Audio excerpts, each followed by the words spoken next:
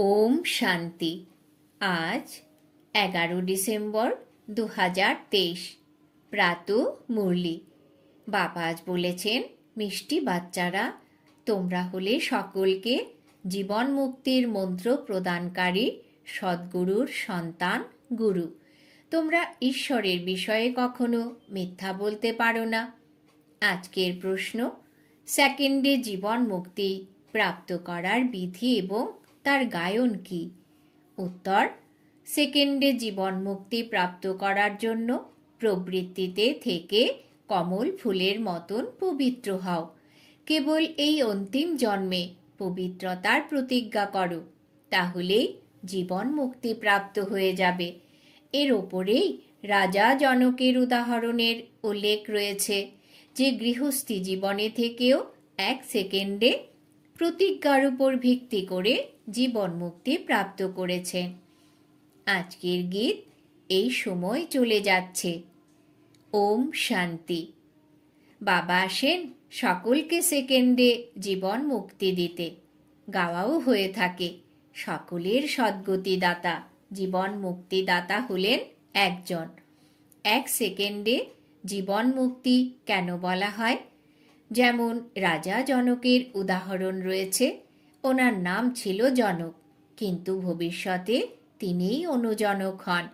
জনকের উদ্দেশ্যে বলা হয়ে থাকে যে তার 1 সেকেন্ডে জীবন মুক্তি প্রাপ্ত হয়েছিল। কিন্তু জীবন মুক্তি তো সত্যযুগ ত্রেতায় বলবে। গুরুরা কানে মন্ত্র দেন, তাকে বশীকরণ মন্ত্র বলা হয়ে থাকে।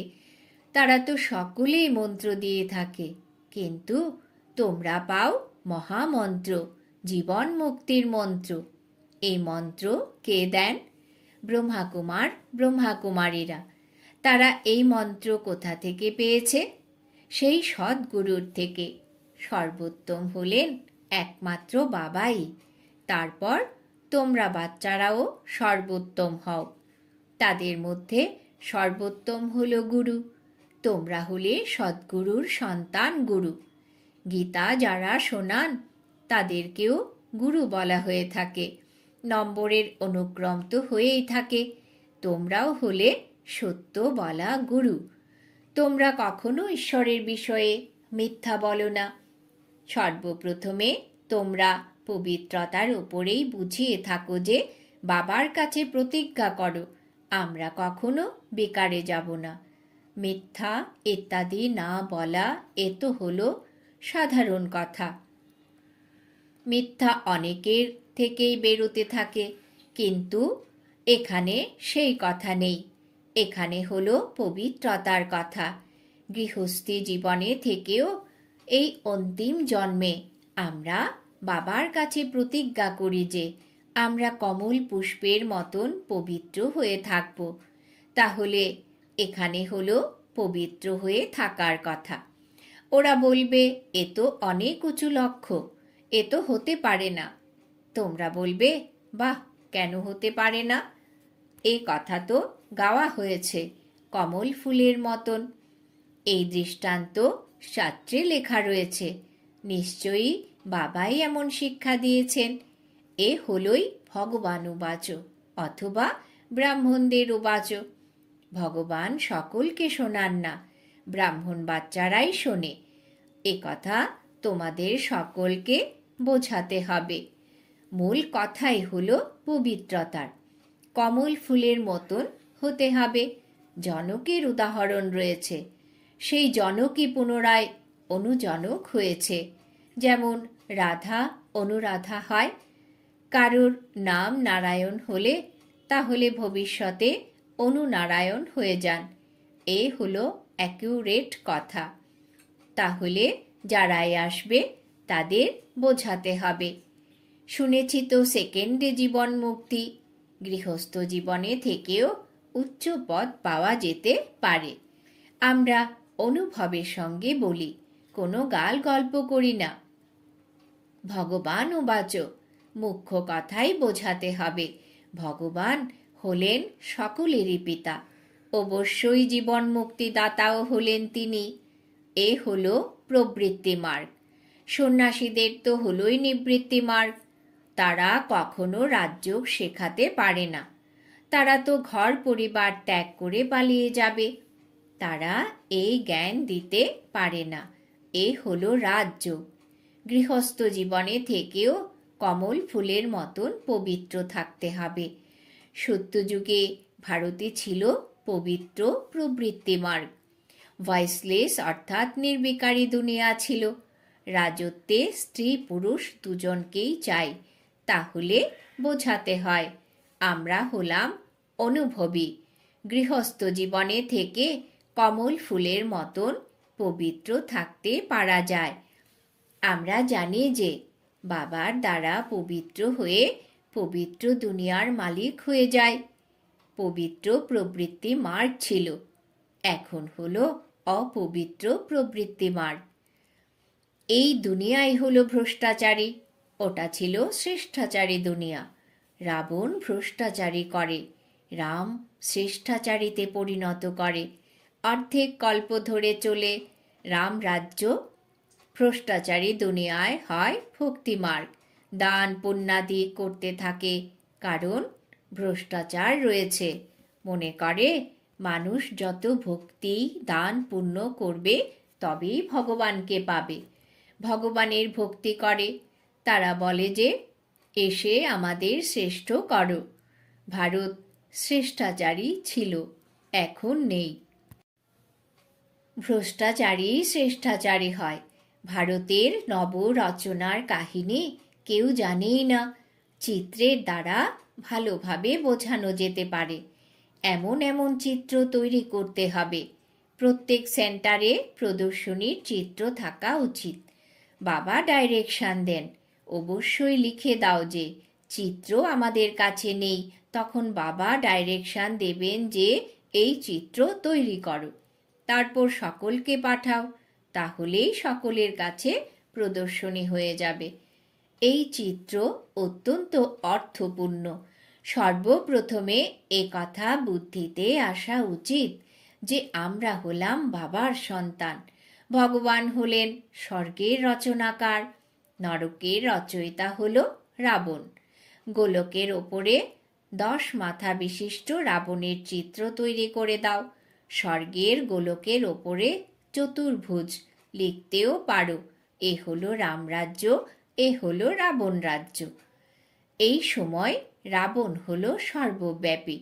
ওখানে আমরা রাম সর্বব্যাপী তো বলতে পারবো না, গাওয়াও হয়ে থাকে। আত্মা পরমাত্মা পৃথক রয়েছে বহুকাল। তারপর সুন্দর মেলা করে দেন যখন সদ্গুরুকে পায় দালাল রূপে। তাহলে অবশ্যই তিনি আসবেন, তাই না? এই হিসেব কেউ জানেই না। সর্বপ্রথমে পৃথক হয়েছে দেবী দেবতাদের আত্মা। এ হলো নলেজ, কাউকে বোঝাতে হবে। আত্মাদের পিতা তো রয়েছেন, তাই না? এখন হে আত্মা, আপন বাবার পেশা বলো, জানো নাকি? এমন সন্তান তো হয় না যে বাবার পেশা কি তা জানে না। বাবা বসে বোঝান, তোমরা নিজের জন্মকে জানো না, আমি বুঝিয়ে থাকি। সর্বপ্রথমে যে দেবী দেবতা থাকে তারাই এত জন্ম নিয়ে থাকে। তাহলে হিসেব করো অন্যান্য ধর্মাবলম্বীরা কত জন্ম নেবে। প্রমাণ করে বলতে হবে ম্যাক্সিমাম এত। বৃক্ষের বৃদ্ধি তো হতেই থাকে। সর্বপ্রথমে ছিল দেবী দেবতারা, তাদেরই 84 জন্ম বলা হয়ে থাকে। এ হলো ভারতের নলেজ, তাই না? প্রাচীন ভারতের নলেজ কে দিয়েছে? তা ঈশ্বরই দিয়েছেন। নলেজফুল হলেন গডফাদার, তাই না? ব্রহ্মাকেও নলেজফুল বলা হবে না, শ্রীকৃষ্ণকেও বলা হবে না। শ্রীকৃষ্ণের মহিমাই আলাদা। বোঝার জন্যে এ হলো অতি ক্লিয়ার নলেজ। সকলের ভগবান হলেন একজনই, নিরাকার পরম পিতা পরমাত্মা। তিনি হলেন রচয়িতা। শ্রীকৃষ্ণ তো হলো রচনা। উচ্চ থেকেও উচ্চ ভগবান হলেন অদ্বিতীয়, তাই না? তাকে সর্বব্যাপী বলতে পারা যায় না। ভারতে উচ্চ থেকেও উচ্চ হলেন প্রেসিডেন্ট, তারপর নম্বরের অনুক্রমে অন্যেরা আসে। এমন তো নয় সকলেই হলো একই রকমের। প্রত্যেক আত্মার অবিনাশী পাঠ প্রাপ্ত হয়েছে, এ কথা প্রমাণ করতে হবে। নিজেদের মধ্যে পরামর্শ করে সার্ভিসের প্ল্যান তৈরি করতে হবে। কিন্তু যার লাইন ক্লিয়ার থাকবে না, কোনো বেকার থাকবে, নাম রূপের মধ্যে আবদ্ধ হয়ে থাকবে, তখন সেই কাজ করতে পারবে না। এর জন্যে লাইন অত্যন্ত ক্লিয়ার চাই।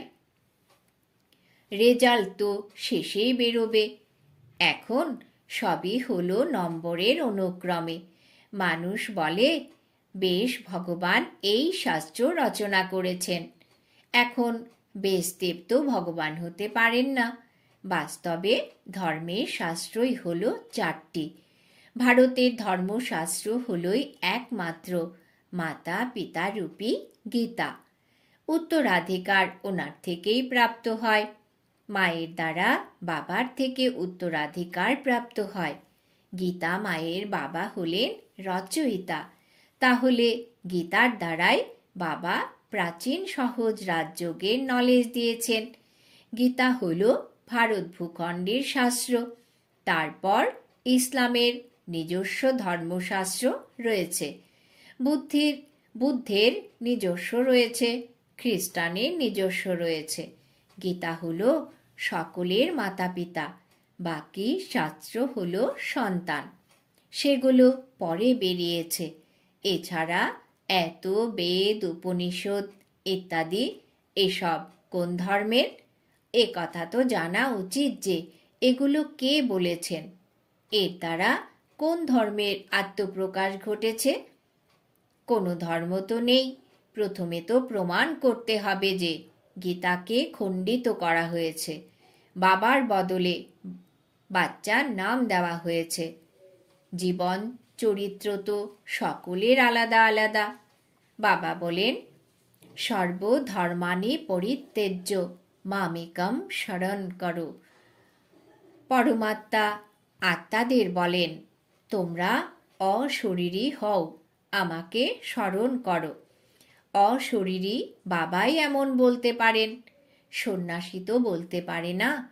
এ হলো গীতার অক্ষর অর্থাৎ কথা। সকল ধর্মাবলম্বীদের বলে অশরীরী ভব। এখন নাটক সম্পূর্ণ হতে চলেছে। সকলেই মন্ত্র পায় যে দেহসহ দেহের সমস্ত সম্বন্ধ ত্যাগ করে মামেকম স্মরণ করো, তবেই তোমরা আমার কাছে আসবে। মুক্তির পরে জীবন মুক্তি অবশ্যই আছে। পথ রয়েছে জীবন মুক্তি ভায়া মুক্তি।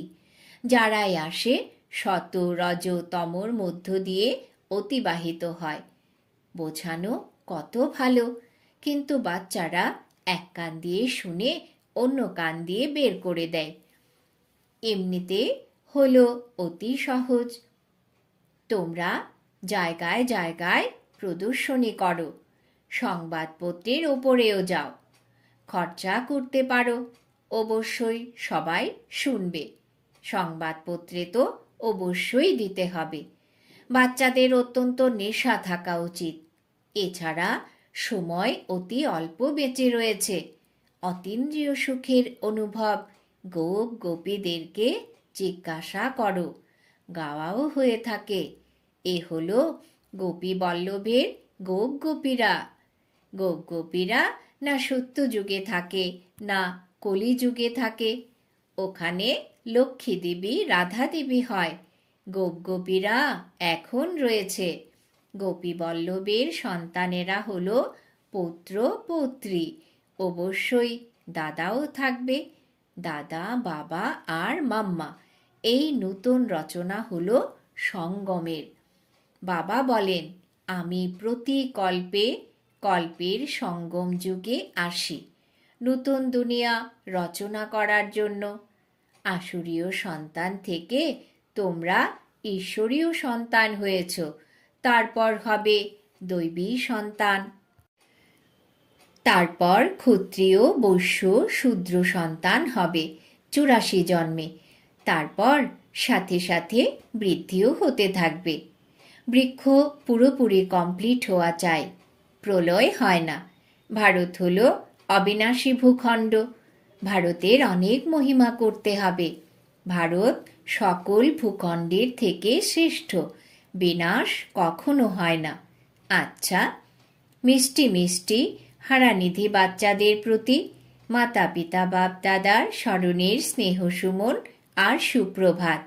আত্মাদের পিতা তার আত্মারূপী বাচ্চাদেরকে জানাচ্ছেন নমস্কার। আমরা আত্মারূপী বাচ্চারা আমাদের মাতা পিতা বাপ দাদাকে জানাই স্মরণের স্নেহ সুমন, সুপ্রভাত, নমস্কার। এখন রয়েছে রাত্রি ক্লাস। তারিখ হলো 16/4/1964। বাবা বলছেন, তোমরা অর্থাৎ ব্রাহ্মণ বাচ্চারা ব্যতীত কারোরই এ কথা জানা নেই যে সঙ্গম যুগ কবে হয়। কল্পের এই সঙ্গম যুগের মহিমা অনেক। বাবা এসে রাজযোগ শেখান। সত্যযুগের জন্যে তো অবশ্যই সঙ্গম যুগে আসবে। আছেও মনুষ্যই, তাদের মধ্যে কেউ কনিষ্ঠ, কেউ উত্তম। ওনাদের সামনে মহিমা কীর্তন করা হয়। আপনারা হলেন পুরুষোত্তম, আমরা হলাম নীচ। নিজেরাই বলে আমি হলাম এই রকম এই রকম। এখন এই পুরুষোত্তম সঙ্গম যুগকে তোমরা ব্রাহ্মণেরা ব্যতীত কেউ জানে না। এর অ্যাডভার্টাইজমেন্ট কিভাবে করা হবে যাতে মানুষ জানতে পারে? সঙ্গম যুগে ভগবানই এসে রাজযোগ শেখান। তোমরা জানো যে আমরা রাজযোগ শিখছি। এখন এমন কোনো যুক্তি রচনা করা হবে যাতে মানুষ জানতে পারে, কিন্তু তা হবে ধীরে। এখনো সময় পড়ে রয়েছে, অনেকেই গেছে, অল্প আছে। আমরা বললে তখন মানুষ শীঘ্রই পুরুষার্থ করবে, না হলে তো জ্ঞান সেকেন্ডে প্রাপ্ত হয়, যার ফলে তোমরা সেই সময়ে সেকেন্ডে জীবন মুক্তি পেয়ে যাবে। কিন্তু তোমাদের মাথার উপর অর্ধেক কল্পের পাপ রয়েছে, তা থোড়াই সেকেন্ডে দূর হয়ে যাবে? এতে তো সময় লাগে। মানুষ মনে করে এখনো তো সময় পড়ে রয়েছে। এখন আমরা ব্রহ্মাকুমারীদের কাছে কেন যাব? লিটারেচার থেকে উল্টোও তুলে নেয়। ভাগ্যে না থাকলে তখন উল্টো তুলে নেয়। তোমরা বোঝো যে এ হলো পুরুষোত্তম হওয়ার যুগ। হিরে তুল্যের গায়ন রয়েছে, তাই না? তারপর কম হয়ে যায় গোল্ডেন এজ, সিলভার এজ। এই সঙ্গম যুগ হলো ডায়মন্ড এজ, সত্যযুগ হলো গোল্ডেন এজ। এ কথা তোমরা জানো যে স্বর্গের থেকেও এই সঙ্গম হলো ভালো। এ হলো হিরে তুল্য জন্ম। অমরলোকের গায়ন রয়েছে, তাই না? তারপর কম হতে থাকে। তাহলে এও লিখতে পারো পুরুষোত্তম সঙ্গম যুগ হলো ডায়মন্ড, সত্যযুগ হলো গোল্ড, ত্রেতা হলো সিলভার। তোমরা এও বোঝাতে পারো যে সঙ্গমেই আমরা মানুষ থেকে দেবতায় পরিণত হই। অষ্টরত্ন তৈরি করে, তাই না? তাহলে ডায়মন্ডকে মাঝখানে রাখা হয়ে থাকে, সঙ্গমের শো হয়। সঙ্গম যুগ হলোই হিরে তুল্য। হীরের মান সঙ্গম যুগেই রয়েছে। যোগ ইত্যাদি শিখিয়ে থাকে, যাকে স্পিরিচুয়াল যোগ বলা হয়। কিন্তু স্পিরিচুয়াল তো হলেন বাবাই, রুহানি ফাদার, এবং রুহানি নলেজ সঙ্গমেই প্রাপ্ত হয়। মানুষ যাদের মধ্যে দেহ অহংকার রয়েছে তারা এত তাড়াতাড়ি কিভাবে মানবে? গরিব ইত্যাদিদের বোঝানো হয়ে থাকে। তাহলে এও লিখতে হবে যে সঙ্গম যুগ ইজ ডায়মন্ড, এর আয়ু এত। সত্যযুগ হলো গোল্ডেন এজ, তাহলে এর আয়ু এত। শাস্ত্রতেও ষষ্ঠিকা আঁকা হয়। তাহলে বাচ্চারা, তোমাদেরও যদি এই স্মরণ থাকে তাহলে কত খুশি থাকবে। স্টুডেন্টদের খুশি থাকে, তাই না? Student life is the best life. তা হলো সোর্স অফ ইনকাম। এ হলো মানুষ থেকে দেবতায় পরিণত হওয়ার পাঠশালা। দেবতারা তো বিশ্বের মালিক ছিল, এও তোমরা জানো। তাহলে অগাধ খুশি থাকা উচিত। সেই জন্য গায়ন রয়েছে। অতীন্দ্রিয় সুখ গোপ গোপীদেরকে জিজ্ঞাসা করো। টিচার তো শেষ পর্যন্ত পড়ায়, তাহলে ওনাকে শেষ পর্যন্ত স্মরণ করা উচিত। ভগবান পড়ান আর পুনরায় ভগবান সাথে করেও নিয়ে যান। ডাকতেও থাকে, লিবারেটর, গাইড, দুঃখ থেকে মুক্ত করো। সত্যযুগে দুঃখ থাকেই না। বলা হয়ে থাকে বিশ্বে শান্তি প্রতিষ্ঠা হোক। বলো, আগে কবে ছিল? সেটা কোন যুগ ছিল? কারুরই জানা নেই। রাম রাজ্য হলো সত্যযুগ, রাবণ রাজ্য হলো কলিযুগ। এ কথা তো জানো, তাই না? বাচ্চাদের অনুভব শোনানো উচিত। হৃদয়ের কথা কি শোনাবো? অসীম জগতের বাবা, অসীম জগতের বাদশাহী প্রদানকারীকে পেয়েছি, আর কি অনুভব শোনাবো? আর কোনো কথাই নেই। এর মতন খুশি আর কেউ হতে পারে না। কারুর প্রতি অভিমান করে বাস্তবে ঘরে বসে থাকা উচিত নয়। এ হলো যেন নিজের ভাগ্যের উপরেই রুষ্ট হওয়া। এ হলো মায়া। যজ্ঞে অসুরদের দ্বারা বিঘ্নের সৃষ্টি হয়, তাই না? আচ্ছা, মিষ্টি মিষ্টি রুহানি বাচ্চাদের প্রতি রুহানি বাবা আর দাদার স্মরণের স্নেহ সুমন গুড নাইট। আত্মারূপী বাচ্চাদেরকে আত্মাদের পিতার নমস্কার। আমরাও আমাদের অতি প্রিয় বাবাকে জানাই নমস্কার। ধারণার জন্য মুখ্য সার। 1 নম্বর, বাবা যা শোনান তা এক কান দিয়ে শুনে অপরটি দিয়ে বের করে দেবে না। জ্ঞানের নেশায় থেকে অতীন্দ্রিয় সুখের অনুভব করতে হবে। 2 নম্বর, সকলকে সেকেন্ডে মুক্তি, জীবন মুক্তির অধিকার প্রদানের জন্য এই মহামন্ত্র শোনাতে হবে যে দেহ সহ দেহের সকল সম্বন্ধকে ত্যাগ করে বাবাকে স্মরণ করো।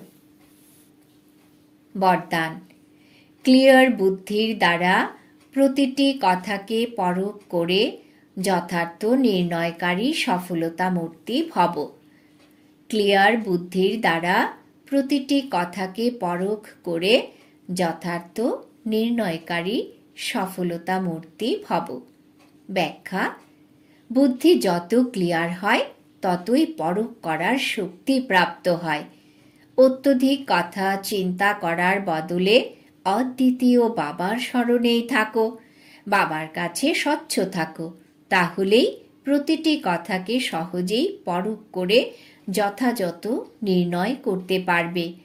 যে সময়ে যেমন পরিস্থিতি, যেমন সম্পর্ক সম্বন্ধীদের মুড, সেই সময়ে সেই মতন চলা, তাকে পরখ করে নির্ণয় করা, এও হলো অনেক বড় শক্তি যা সফলতা মূর্তি বানিয়ে দেয়। স্লোগান, জ্ঞান সূর্য বাবার সাথে। লাকি নক্ষত্র হলো সেই যে জগতের অন্ধকারকে দূর করে দেবে, অন্ধকারে আসবে না। জ্ঞান সূর্য বাবার সাথে লাকি নক্ষত্র অর্থাৎ সৌভাগ্যশালী হলো সেই যে জগতের অন্ধকারকে দূর করে দেবে, অন্ধকারে আসবে না। আজকের সমান আমি সফলতা মূর্তি আত্মা। ওম শান্তি।